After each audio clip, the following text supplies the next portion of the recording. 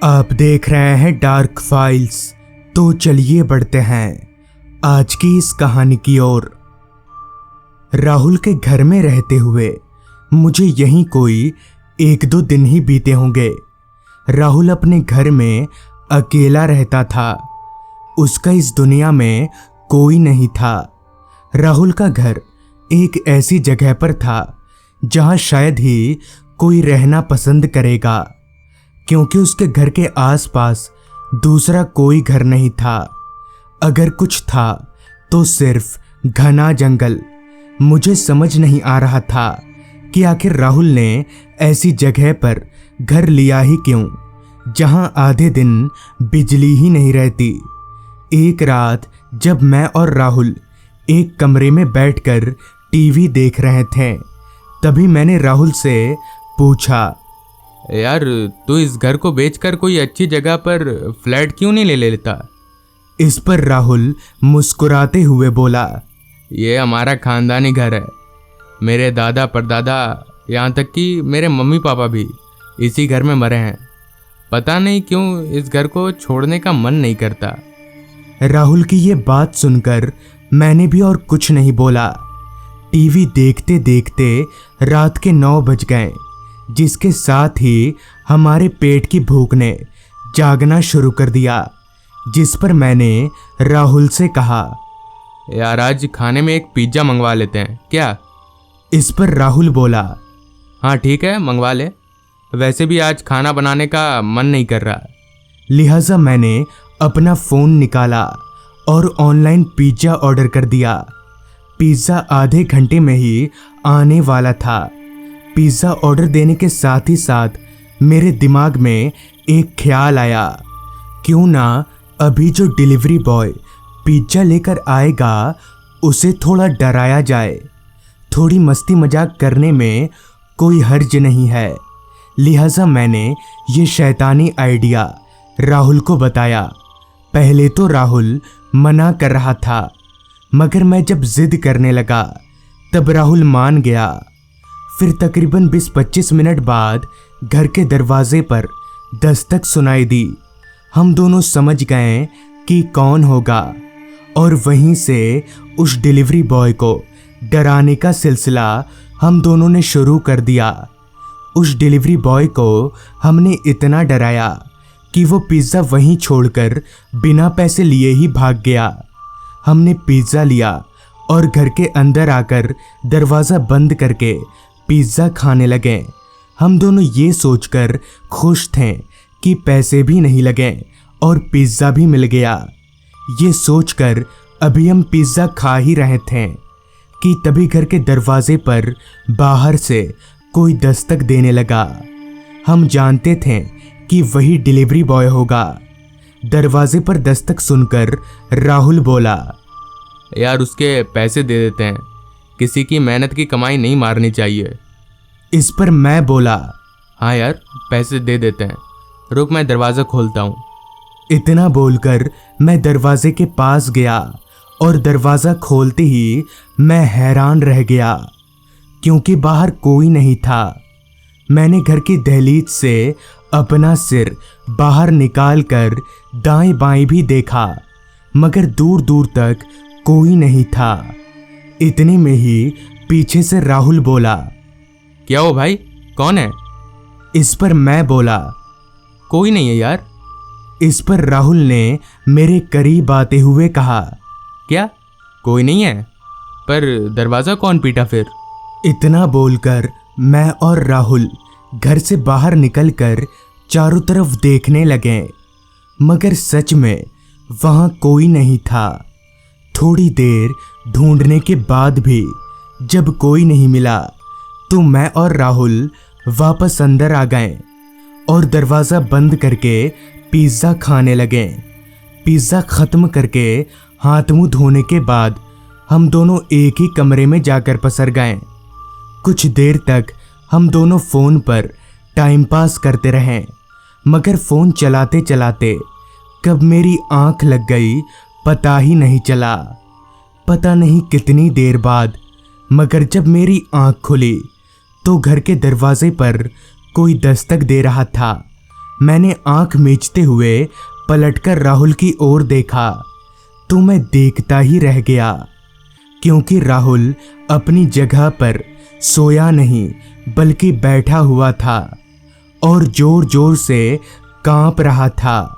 मैं हड़बड़ाकर उठ गया और राहुल के कंधे पर हाथ रखते हुए बोला, क्या हुआ राहुल, कांप क्यों रहा है तू? इस पर राहुल ने कुछ बोले बिना ही घर के दरवाजे की ओर इशारा किया। दरवाजे पर लगातार दस्तक होए जा रही थी। इस पर मैंने राहुल से कहा, क्या हुआ, डर क्यों रहा है तू? रुक, मैं दरवाज़ा खोलता हूँ। ये बोलकर अभी मैं दरवाज़ा खोलने के लिए पलंग पर से उठ ही रहा था, तभी राहुल ने एक झटके से मेरा हाथ पकड़कर खींच लिया और बोला, अभी तू पागल है क्या? वो लौट आया है, हम दोनों को मार देगा वो। इस पर मैंने राहुल से पूछा, कौन आ गया है? वो पिज़्ज़ा बॉय? वो क्यों मारेगा हमें? अबे मैं उसके पैसे दे देता हूँ, कुछ नहीं होगा, तू बैठ। इतना बोलकर मैं दरवाजे की ओर बढ़ने लगा। मैंने जैसे ही दरवाजे की कुंडी हटाकर दरवाज़ा खोला तो फिर वही, बाहर कोई नहीं था। अब इस लुक्का छुपी के खेल से मैं परेशान हो चुका था। मुझे समझ नहीं आ रहा था कि आखिर कौन है जो हमारे साथ ऐसा भद्दा मजाक कर रहा है। मैंने गुस्से में गाली बकते हुए दरवाज़ा बंद किया और राहुल के पास आकर पलंग पर बैठते हुए बोला, तू बेकार में ही डर रहा था। अरे कोई शैतानी कर रहा है हमारे साथ, और कुछ नहीं, चल सो जा। इतना बोलकर मैं वापस अपनी जगह पर जाकर पसर गया, मगर राहुल वो अभी भी बहुत डरा हुआ था। लेकिन राहुल ऐसे क्यों डर रहा था? खैर, मुझे बहुत तेज नींद आ रही थी, इसलिए मैंने उतना ध्यान ना देते हुए आंख बंद करके सोने की कोशिश करने लगा। अभी मैं आंख बंद करके सोने की कोशिश कर ही रहा था कि तभी फिर से दरवाजे पर दस्तक होने लगी। इस बार मैं खिसियाते हुए पलंग पर से उठा। तभी राहुल डरते डरते बोला, सुन, इस बार पहले दरवाज़ा मत खोल, दरवाजे के बगल में खिड़की है, उससे झांक कर देख ले। मैंने भी सोचा यही ठीक होगा, पता चल जाएगा आखिर ये बदमाशी कौन कर रहा है। लिहाजा मैं चलकर दरवाजे के बगल में बनी खिड़की के पास गया। खिड़की पहले से ही खुली हुई थी। मैंने जैसे ही उस खिड़की से बाहर दरवाजे की ओर देखा तो मेरे होश उड़ गए। मेरे पैरों के नीचे जमीन है या नहीं मुझे पता नहीं चल रहा था, क्योंकि दरवाजे पर पिज्जा बॉय के कपड़ों में एक आदमी खड़ा था। उसकी शक्ल इतनी डरावनी थी जो शायद मैं सपने में भी नहीं सोच सकता। ये तो पक्का था कि ये डरावनी शक्ल वाला आदमी वो पिज्जा बॉय नहीं है जो हमें पिज्ज़ा देने आया था। तो फिर कौन है ये आदमी? डर के मारे मेरा पूरा शरीर थर-थर कांप रहा था। इतने में ही पीछे से राहुल आया। खिड़की से बाहर उसने भी वही देखा जो मैंने देखा था। हालांकि राहुल उस भूत को देखकर डर जरूर रहा था, मगर वो मेरी तरह हैरान नहीं था जैसे उसे इस भूत के बारे में सब कुछ मालूम हो। फिर राहुल मुझे वहाँ से पलंग के पास लेकर आया और चुप रहने का इशारा किया, जिसके कुछ देर बाद ही जब दरवाजे पर दस्तक बंद हो गई तब राहुल ने बताना शुरू किया।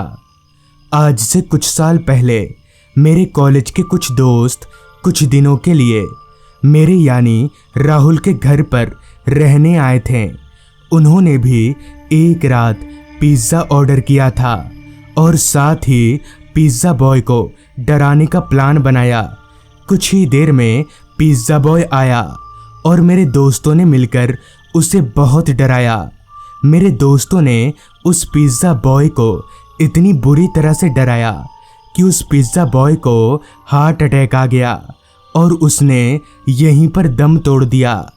तब से उस पिज़्ज़ा बॉय की आत्मा यहीं पर भटकती रहती है। ऊपर से आज हमने उस पिज़्ज़ा बॉय को डराकर ठीक नहीं किया। इस पर मैंने राहुल से पूछा, पर भाई जब मैंने दो बार दरवाज़ा खोला तब तो कोई नहीं था। इस पर राहुल बोला, हाँ, वो इसलिए क्योंकि वो पिज़्ज़ा बॉय की आत्मा 3 बार दरवाज़ा पीटती है। 2 बार वो कुछ नहीं करता, लेकिन अगर तीसरी बार किसी ने गलती से भी दरवाज़ा खोल दिया तो वो जिंदा नहीं बचता। ये सब सुनकर मैं बहुत डर गया, लेकिन साथ ही उस रात मुझे एक सीख भी मिली कि मजाक एक हद तक अच्छी लगती है। वो मजाक नहीं कहलाता जिसमें किसी की जान पर बनाए। तो दोस्तों, ये थी आज की कहानी। अगर आपको ये कहानी अच्छी लगी हो तो चैनल को ज़रूर सब्सक्राइब कर लें। तो मैं आपका दोस्त आर्यन जल्द ही मिलूँगा आपसे ऐसी ही एक कहानी के साथ।